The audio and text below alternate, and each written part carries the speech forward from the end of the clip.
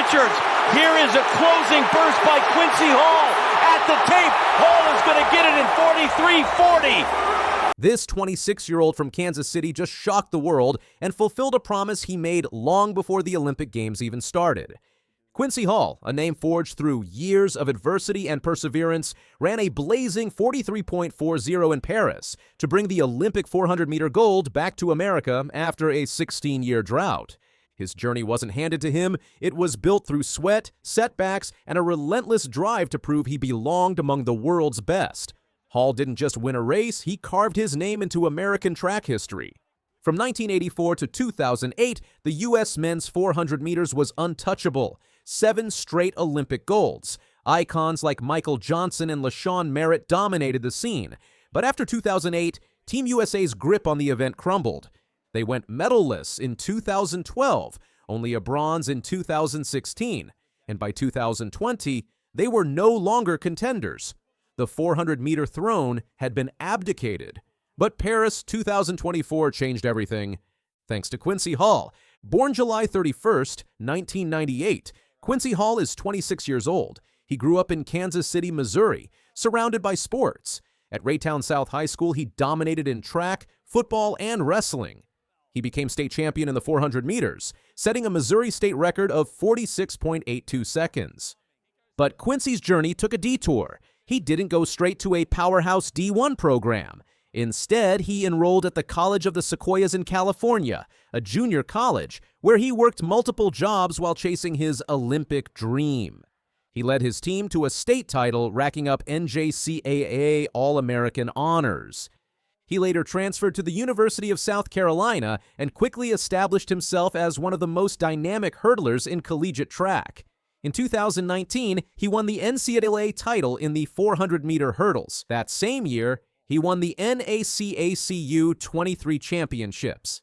His 2022 performance at the Prefontaine Classic, clocking 48.10 in the 400-meter hurdles, put him on the radar internationally.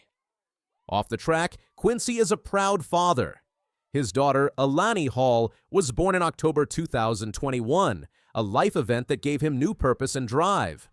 Hall first made headlines in the 400-meter hurdles, winning gold at the Pan Am U20 Championships and dropping a personal best of 48.10 in 2022. But in 2023, he made a bold move, switching from hurdles to the flat 400-meter. At a time when most athletes refine their specialty, Hall pivoted entirely. He believed he could be even better without barriers. That belief wasn't just theory. In Budapest, at the 2023 World Championships, he proved it, earning bronze in the 400 meters with a personal best of 44.37. He also helped the U.S. win gold in the 4x400 meters relay. This was no longer a transition. Hall had arrived.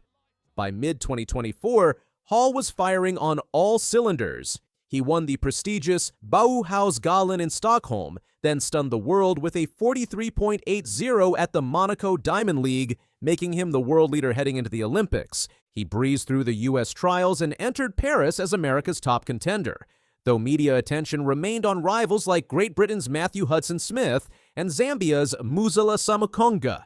Even former Olympic champ Kirani James drew more headlines, but Hall didn't mind the quiet. "I knew these guys were going to get out and they were going to come for blood early," Hall said.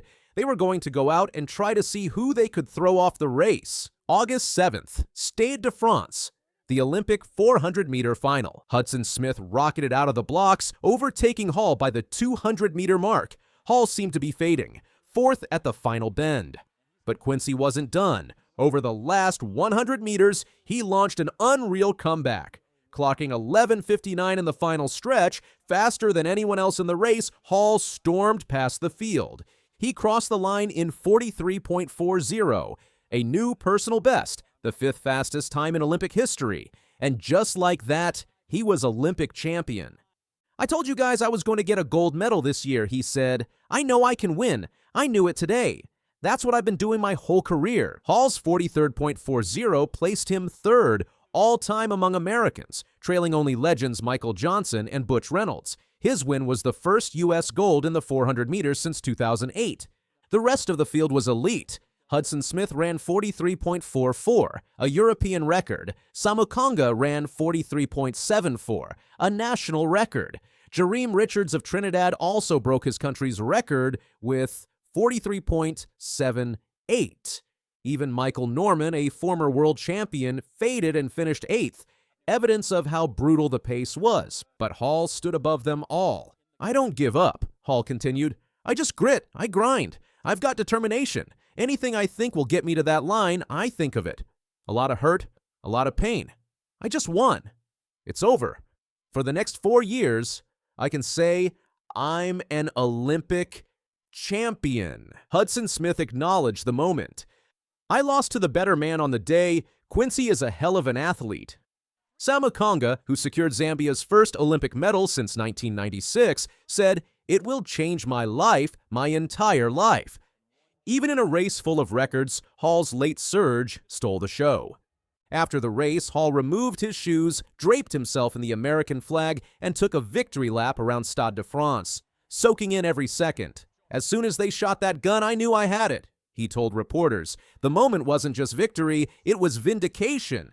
Quincy Hall's win wasn't just personal, it was national.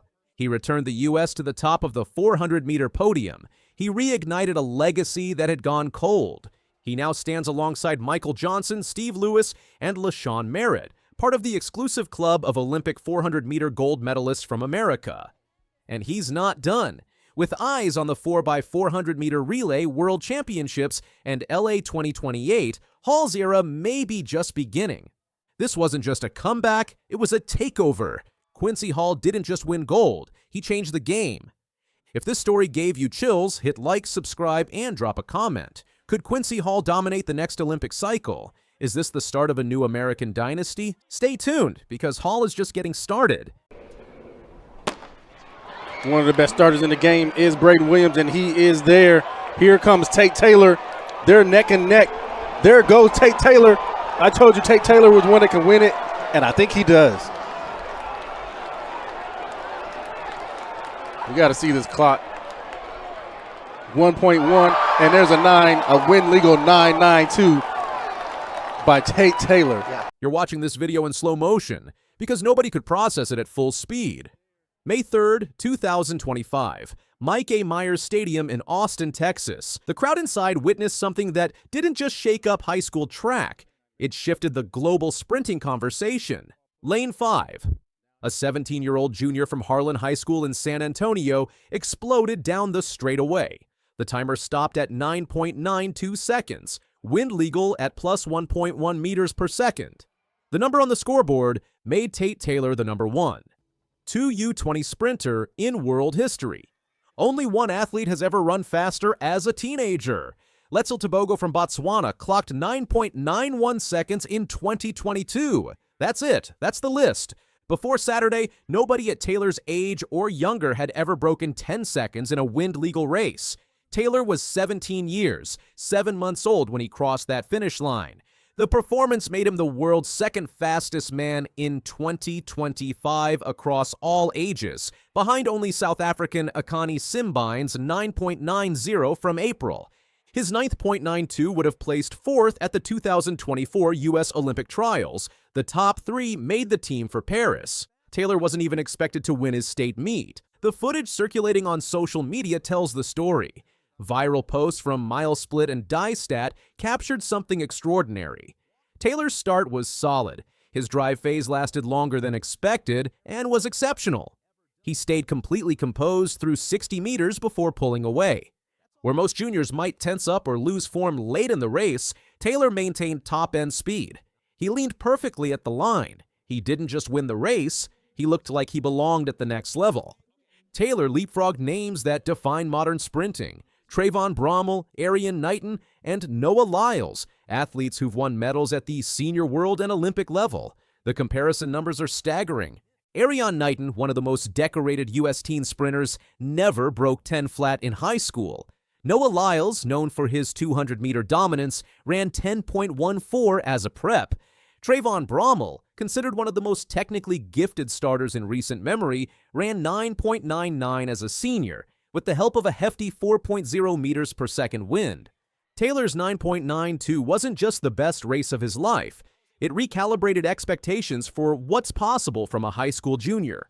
This performance wasn't random. Taylor's year-over-year progression shows steady gains through brutal competition. As a freshman in 2023, he ran 10.59 in the 100-meter with a plus 3.6 meters per second wind. The following year, he improved to 10.28 with a minus 1.2 wind at his back. In 2025, he broke into national relevance by clocking 10.08 before detonating with the 9.92 at state. Over those 3 years, he dropped his 200-meter PR from 20.74 to 20.14 under legal conditions. His progression in 2024 as a sophomore was remarkable. He ran 6.75 indoors for the 60 meters and 21.05 for the 200 meters, placing 5th in both events at the New Balance Indoor Nationals. Outdoors, he finished runner-up in the 100 meters at the UIL State 6A Track and Field Championships. He also placed 4th in the 200 meters in 21.15 and ran anchor for the 5th, placed 4 by 100 meters team. In July 2024, running for San Antonio Swift Track Club, he won the 200-meter final at the USATF National Junior Olympics. Running into a strong headwind, Taylor won with a personal best effort of 20.66 seconds.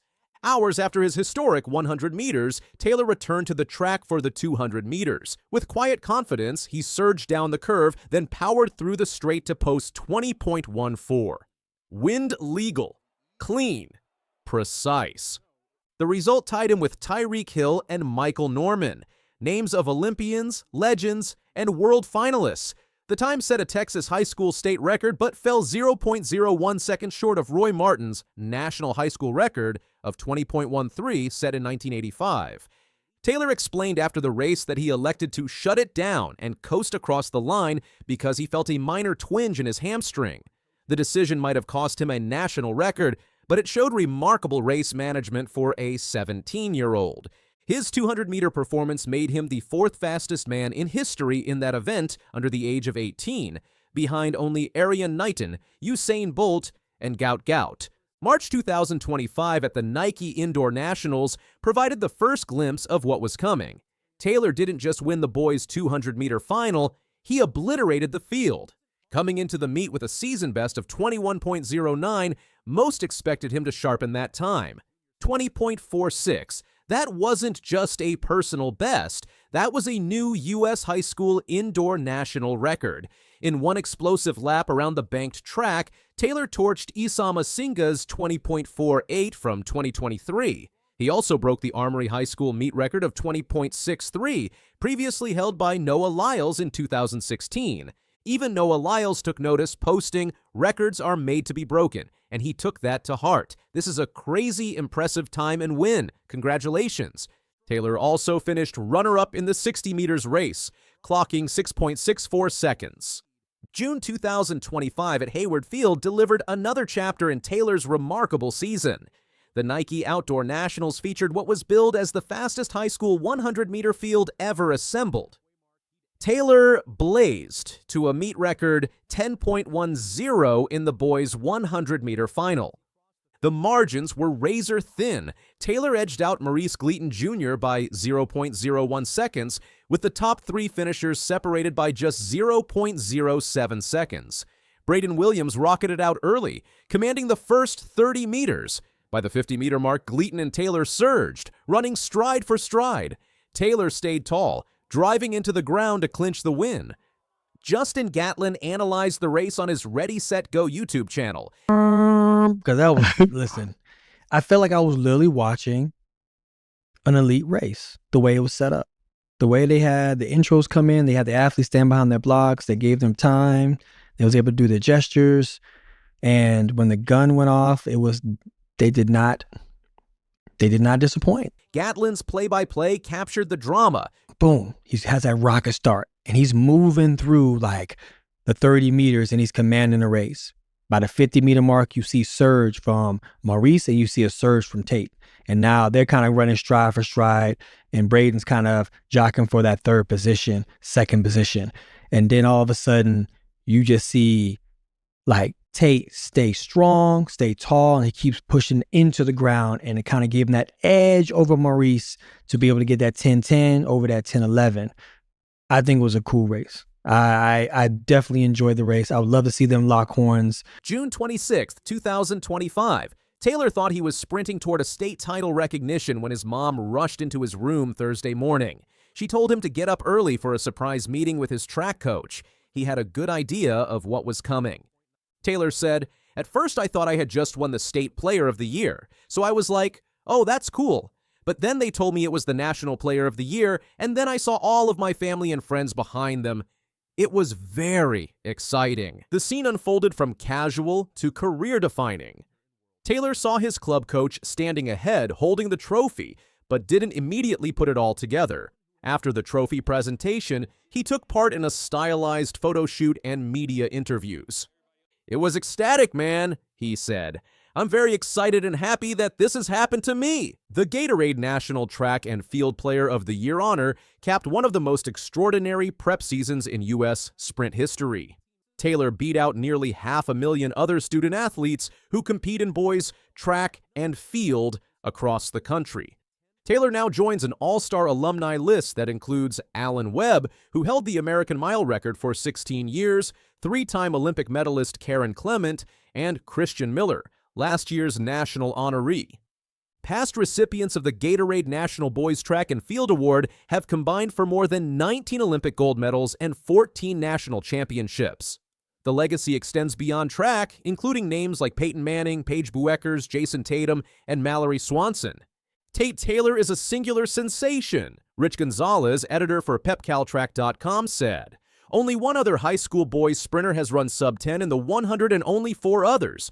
Three-time Olympic medalist Noah Lyles, Olympic gold medalist Michael Norman, the Miami Dolphins' Tyreek Hill, and Olympian NCAA champion Roy Martin have run 20.14 or better in the 200. He's the fastest prep ever in the 100 and the third fastest ever in the 200th.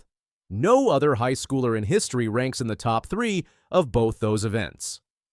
The Gatorade honor goes beyond track dominance. It factors in academic consistency and community service. Taylor carried strong grades in the classroom and volunteered time with Special Olympics events.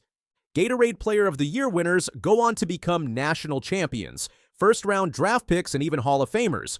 Gatorade Chief Brand Officer Anuji Basin said, "With all Tate has already accomplished at such a young age, there's no doubt he is headed toward a lifetime of success on and off the track." When asked how he achieved the 9.92, Taylor's answer was mechanical.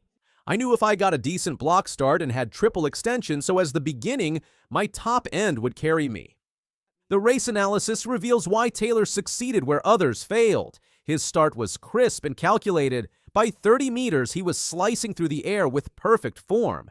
His drive phase lasted longer than expected and was exceptional. He stayed completely composed through 60 meters before pulling away. The footage shows Taylor maintained top-end speed when most juniors would tense up or lose form. He leaned perfectly at the line. The technical execution was flawless. His finish was so fast, they had to slow it down frame by frame. Oh, Divine. Oh, 61! Okay. This is the story of Divine Ihimi, a teenage British sprinter whose mind-bending 60-meter dash looked like it was ripped from a video game. At just 15 years old, Ihimi exploded out of the blocks at the BFTTA Indoor Series in London in January 2025 and clocked a jaw-dropping 6.71 seconds. The footage went viral immediately. Many online claimed it had to be edited. His stride, his reaction time, and the ease with which he pulled away from the field seemed unreal. But the clock didn't lie. He had broken